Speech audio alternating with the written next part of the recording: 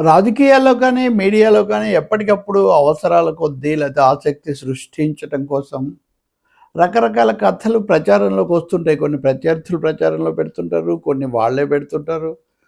కొన్ని ఇతరులు ఊరికనే సృష్టిస్తుంటారు. అందులో ఒకటేంటంటే దేశంలో ఉన్న గతంలో కాంగ్రెస్ నుంచి విడిపోయిన పార్టీలన్నీ మళ్ళీ వెళ్ళి కాంగ్రెస్‌లో కలిసిపోతాయి అని. ఇది నిజానికి తాడుకు బొంగరం లేని కథ అనుకోవాల్సొస్తుంది. తృణమూల్ కాంగ్రెస్ అనేది ఆ పార్టీ మరీ ముఖ్యంగా పార్టీ అధినేత మమతా బెనర్జీ రకరకాలైనటువంటి విన్యాసాలు, అదరగణాలు, అఘాయిత్యాలు అన్నీ చేసి ఆ క్రమంలో బీజేపీతో కలిశారు, కాంగ్రెస్‌తో కలిశారు.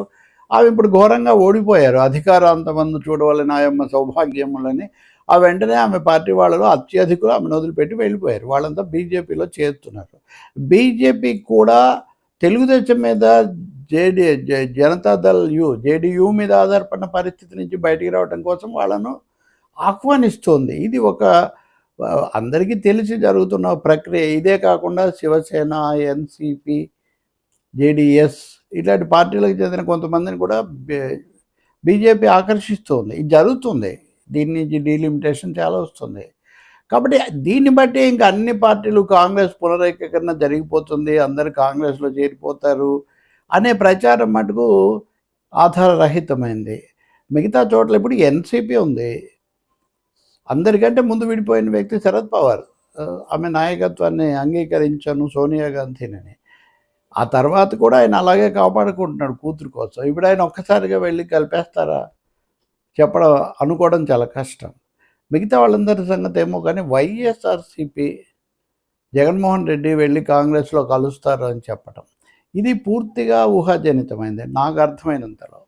ఎందుకంటే జగన్మోహన్ రెడ్డి కాంగ్రెస్ పార్టీ యూపీఏ అధికారంలో ఉన్నప్పుడు ఇంకా 5 ఏళ్ళు దాదాపు 4 ఏళ్ళు వాళ్ళకి అధికారం ఉందన్నప్పుడే ఆయన పార్టీ నుంచి బయటకు వచ్చారు. అప్పటి నుంచి ఆయన నాయకత్వానికి దూరంగానే ఉన్నారు. కావాలని తన సొంత రాజ్యం నిర్మించుకున్నారు.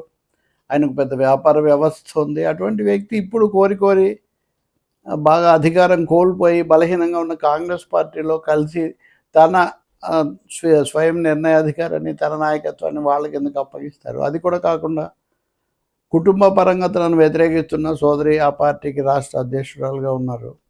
పోనీ కాంగ్రెస్ పార్టీని కలవటం వల్ల వైసీపీకి ఆంధ్రప్రదేశ్లో ఏదైనా బలం కలిసి వస్తుందా అంటే ఆ వాతావరణం లేదు. ఎందుకంటే కాంగ్రెస్ మూతుపట్ల అందరూ బొత్స సత్యనారాయణ, శైలజనాథ్ అందరూ ఇప్పటికే వైసీపీలో కలిసి ఉన్నారు. ఇంక ఇప్పుడు తాజాగా రఘువీరారెడ్డి కూడా ఇప్పుడున్న పరిస్థితి పట్ల కొంత అసంతృప్తి వ్యక్తం చేస్తున్నారు. నిజానికి అప్పుడు ఏం జరిగింది, జగన్ ఎలా దూరం అయ్యారు, ఈ విషయాలన్నీ ఆయన చాలా సూటిగా చెప్తున్నారు. కిరణ్ కుమార్ రెడ్డి మీద ఆయన చేసిన వ్యాఖ్యలు, జగన్మోహన్ రెడ్డి గురించి ఆయన మాట్లాడింది తేడా కనుక మనం గమనిస్తే. కాకపోతే ఒకటి నిజం, కాంగ్రెస్ పార్టీ బలహీనపడ్డం అన్నది 2014లో ఆంధ్రప్రదేశ్లోనే మొదలైందన్న ఒక అభిప్రాయం మటుకు బలంగా ఉంది. ఆ బలహీనపడడానికి అంతకుముందు గెలిచినప్పుడు 2004లో 2009లో ఆంధ్రప్రదేశ్లో అత్యధిక స్థానాలు రాజశేఖర రెడ్డి నాయకత్వంలో వచ్చినప్పుడే కాంగ్రెస్ మళ్ళీ కొంచెం 200 స్థానాలకు చేరుకోగలిగింది. వామపక్షాల మద్దతు కూడా దానికి తోడైంది. లేకపోతే కాంగ్రెస్ ఆ 10 ఏళ్ళు కూడా పాలించగలిగేది కాదు. ఇది అందరికీ తెలిసిన విషయమే. ఈ క్రమంలో జగన్మోహన్ రెడ్డి దూరం కావటం అది ఆయన పొరపాటు అని కొంతమంది, కాదు ఆయనకు అవకాశం ఇచ్చి ఉండాలి. ప్రజాస్వామ్యంలో రాజకీయ పార్టీలు వాటి నిర్ణయం అవి తీసుకుంటాయి. కాదు ఇంకా అప్పుడు ఆయన మృతి చెందినప్పుడే సంతకాలు సేకరించారు చాలా చెప్తున్నారు. మొన్న రఘువీరారెడ్డి అది కూడా సంతకాల సేకరణ మటుకు ఆయనకు తెలియదు, ఎవరో చేశారని ఆయన మొన్న కూడా చెప్తున్నారు. నేను ఆ వివరాలకు పోవట్లేదు. నేను ఆ రోజుల్లో ఆ చర్చలో పాల్గొన్నాను. ఇప్పుడు వాటికేమీ ప్రస్తుతం దానికి ఏం ప్రాధాన్యత లేదు. దాని గురించి కొన్ని వివరాలు అక్కడ ఉన్న వ్యక్తులు అందుబాటులో ఉన్నప్పటికీ కూడా.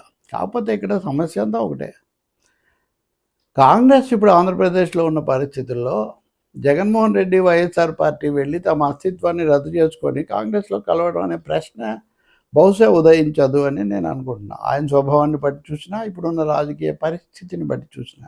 అసలు తెలంగాణలో కాంగ్రెస్ ముఖ్యమంత్రిగా ఉన్న రేవంత్ రెడ్డి బీజేపీతో టచ్లో ఉన్నారు.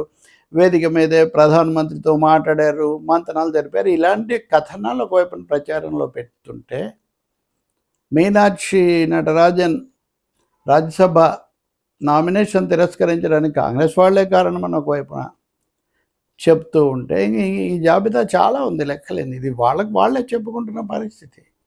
సో తెలంగాణలో కాంగ్రెస్ అధికారంలో ఉన్న చోట, అది కూడా 10 ఏళ్ల తర్వాత అధికారంలోకి వచ్చిన చోట ఇలా ఉంటే కాంగ్రెస్ పార్టీ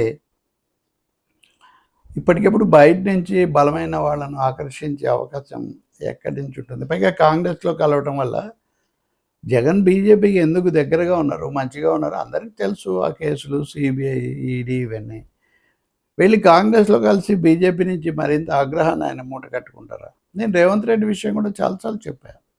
ఏ ముఖ్యమంత్రి, సిట్టింగ్ చీఫ్ మినిస్టర్, అధికారంలో ఉన్న ఏ ముఖ్యమంత్రి కోరి అధికారం వదులుకొని అవతల పార్టీకి వెళ్ళరు. ఎన్నికల తర్వాత రాజకీయ పరిణామాలు ఎలా ఉంటాయి అనేది అప్పుడు చూడాల్సిందే. కానీ ఇవన్నీ ఉద్దేశపూర్వకంగా, వ్యూహాత్మకంగా తమ రాజకీయ అవసరాల కోసం సృష్టిస్తున్న కథనాలు. అయితే వీటిని వెంటనే పూర్తిగా ఖండించవు రాజకీయ పార్టీలు. అలాగే నడవనిస్తే సారీ. కాబట్టి నేను అనుకోవటం మటుకు వైసీపీ అందులో కలిసిపోతుంది. కాంగ్రెస్ మళ్ళీ పూర్వమున ఒక కాంగ్రెస్ ఏకశిలా సదృశ్యమైన, లేకపోతే భారతదేశమంతా ఆసేతు సీతాచలం విస్తరించిన కాంగ్రెస్ అవతరిస్తుంది అనేది నాకైతే ఏమీ వాస్తవికంగా కనిపించట్లేదు. మిగిలిన అన్ని చోట్ల ఉన్న వామపక్షాలు, లౌకిక పార్టీలు వీటన్నిటిని కలుపుకొని ఒక బలమైన ప్రతిపక్ష శక్తిగా అయినా కాంగ్రెస్ నిలబడగలిగితే అది చాలు. ముందు వాళ్ళు తమ ఇల్లు తాము చక్కబెట్టుకొని అందరి పట్ల వాస్తవికంగా ఉండకుండా ఇతరులందరూ వచ్చి కలిసిపోతారంటే, జగన్మోహన్ రెడ్డి మొదటిసారి బలంగా ప్రతిపక్ష నాయకుడు అయ్యాడు, రెండోసారి ముఖ్యమంత్రి అయ్యాడు, ఇప్పుడు ఓడిపోయారు. అయినా 40% ఓట్లు దాదాపుగా ఇంచుమించుగా ఉన్నాయి. ఈవీఎంలు ఇట్లాంటి ఆరోపణలు కూడా ఉన్నాయి. కాబట్టి వాళ్ళు ఇంకా అన్నింటిని మించి బీజేపీకి అనుకూలంగా ఉండాలి అనే ఒక లక్షణం కూడా ఉంది. అన్ని విషయాల్లో బీజేపీతో ఓట్లేస్తున్నారు. కాబట్టి అది జరుగుతుందనే భావించట్లేదు.